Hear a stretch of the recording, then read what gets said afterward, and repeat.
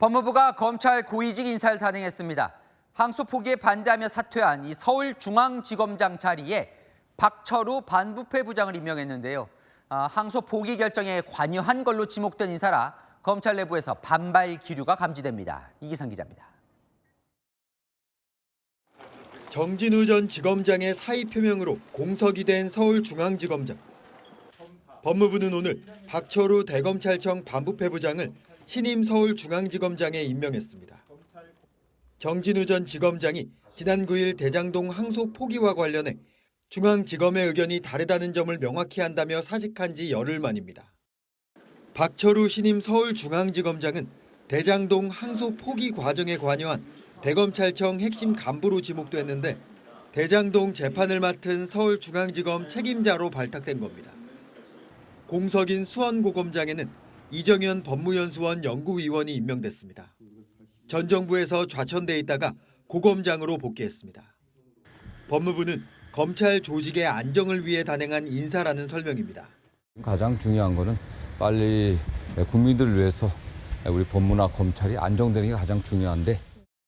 하지만 검찰 내부에선 항소 포기를 책임질 사람이 전국 최대검찰청 책임자로 임명됐다며 반발할 움직임도 일고 있습니다.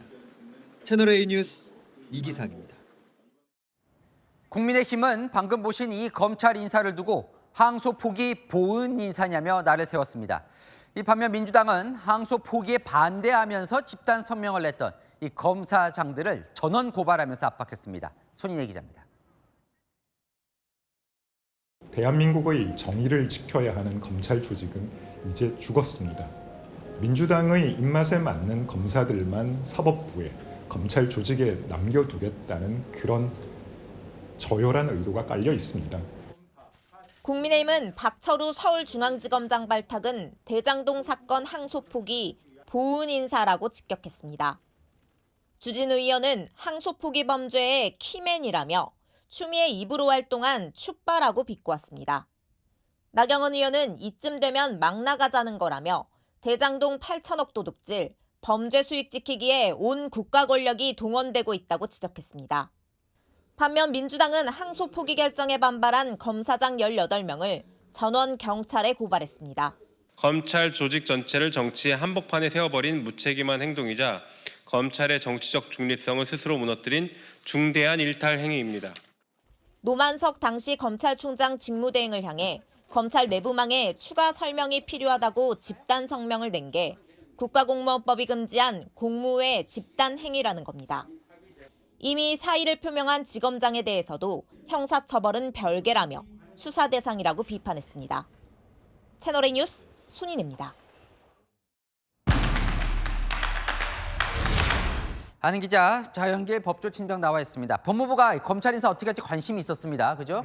강등시키라는 네. 여당들 주장도 나왔는데 오늘 단행을 했어요. 네. 뭘 어떤 의도로 봐야 됩니까? 네, 이른바 검란 진압용 인사라는 평가가 일단은 나오고 있습니다.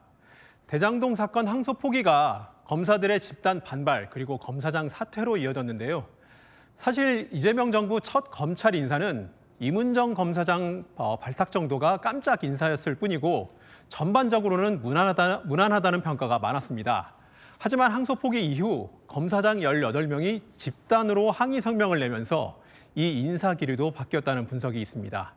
오늘 대검과 서울고검을 포함한 총 5곳 인사 면면을 보면 기존의 실효 인사, 탕평 인사로는 이번 검사들의 집단 반발 문제를 진화하기 어려웠다고 판단을 했고 결국에는 코드 인사를 꺼내들였다는 평가가 나오고 있습니다. 자, 그중 제일 주목되는 것은 아무래도 서울중앙지검장이에요. 워낙 중요한 자리니까. 이게 이제 박철우 대검 반부패 부장이 임명됐는데 좀 어떤 인물인지 설명은 좀 필요한 것 같아요. 네, 신임 박철우 서울중앙지검장이 임명이 됐는데요. 지난 7일 대장동 사건 항소 마감일이었습니다. 항소를 재검토하라 이런 의견을 서울중앙지검에 전달한 당사자로 수사팀이 지목한 검사입니다. 그때 대검 반부패부장이었는데요. 이번 항소 포기 사태로 노만석 전 검찰총장 직무대행은 검사들 반발에 밀려서 사직을 했습니다. 정진우 전 서울중앙지검장 역시 항소 포기에 책임을 지겠다 이렇게 하면서 자진 사퇴를 했는데요. 그런데 대장동 항소 포기 결재 라인에 있던 이 박철우 검사장은 공석이 된 서울중앙지검장으로 발탁하는 인사가 오늘 난 겁니다. 내부 반응은 좀 어때요? 네, 내부 반응이 그렇게 좋지만은 않습니다.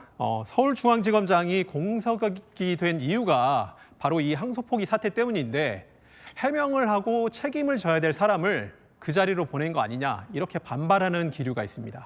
오늘 이제 발탁된 검사가 5명이잖아요. 근데 이들 공통점이 있다고요? 네, 이 검사들의 이력을 보면 이번 인사가 코드 인사라고 평가받는 공통점이 나옵니다. 오늘 검찰 고위직에 발탁된 인사 5명 모두 문재인 정부에서는 요직을 지냈습니다. 하지만 윤석열 정부 들어서는 한직으로 발령이 나가거나 좌천성 인사를 겪었습니다.